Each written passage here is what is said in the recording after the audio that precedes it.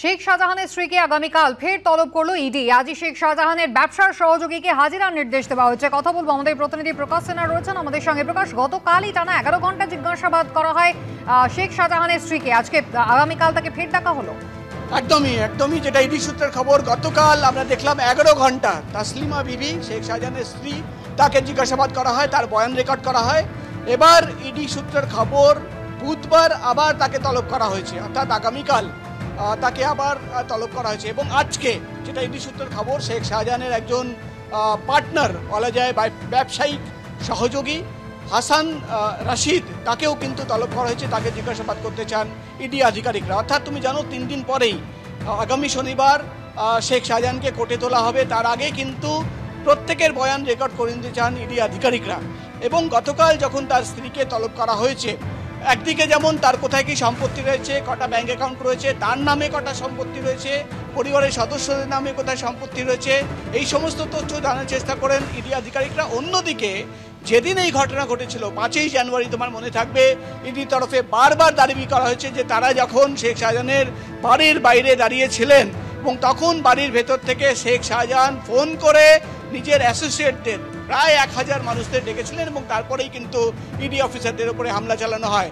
এই বিষয় নিয়ে কিন্তু প্রশ্ন করা হয়েছে। ইডি সূত্রের খবর যে যেদিন ইডি অফিসাররা 5ই জানুয়ারি বাড়ির বাইরে দাঁড়িয়েছিলেন, শেখ শাহজাহান কোথায় ছিলেন। ইডি তরফে তুমি জানো দাবি করা হয়েছে শেখ শাহজাহানের 2টো মোবাইল ফোনের টাওয়ার লোকেশন কিন্তু সেই বাড়ির ভেতরে ছিল। অন্যদিকে কিন্তু শেখ শাহজাহানের আইনজীবীরা বারবার কোর্টে দাঁড়িয়ে দাবি করেছিলেন যে শেখ শাহজাহান বাড়ির ভেতরে ছিলেন না। তার স্ত্রীকে প্রশ্ন করা হয়েছে যে শেখ শাহজাহান আসলে কোথায় ছিলেন এবং তিনি যদি বাড়িতে ছিলেন কোনো ফোন করেছেন কিনা, এবং যদি বাইরে ছিলেন তো কোন সময় তিনি বাড়ি থেকে বেরিয়েছিলেন। অর্থাৎ এই জায়গায় যে একটা কনফিউশন রয়েছে বা শাহজাহানের আইনজীবীর তরফে দাবি করা হচ্ছে যে তিনি কিন্তু বাইরেই ছিলেন না, এটাই নিয়েই কিন্তু প্রশ্ন করা হয়েছে শেখ শাহজাহানের স্ত্রীকে। এবং একদিকে যেমন সেদিন কি ঘটেছিল, কি জানেন তিনি বাড়ি এবং আয় ব্যয় সংক্রান্ত বিভিন্ন রকম তথ্য জানতে চান ইডি আধিকারিকরা। প্রকাশ, ধন্যবাদ। লোকসভা ভোটের প্রচার একেবারে তুঙ্গে, আর এই প্রচার নিয়েও কিন্তু বিতর্ক দানা বাঁধছে ক্রমশ। দিলীপ ঘোষ বর্ধমান দুর্গাপুরের বিজেপি প্রার্থী, এবার কি তবে লাঠৌষধি? লাঠি হাতে নিয়ে প্রাতঃভ্রমণে বেরিয়ে বিতর্কে জড়ালেন দিলীপ ঘোষ।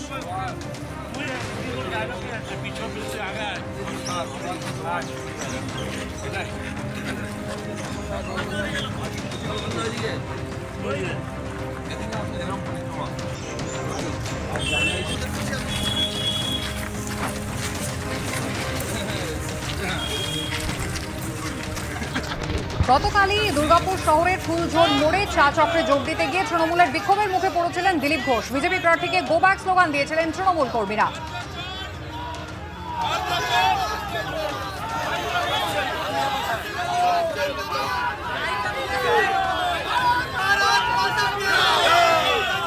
আর তারপর আজ একেবারে লাঠি হাতে মর্নিং ওয়াকে বেরোলেন দিলীপ ঘোষ। নমস্কার।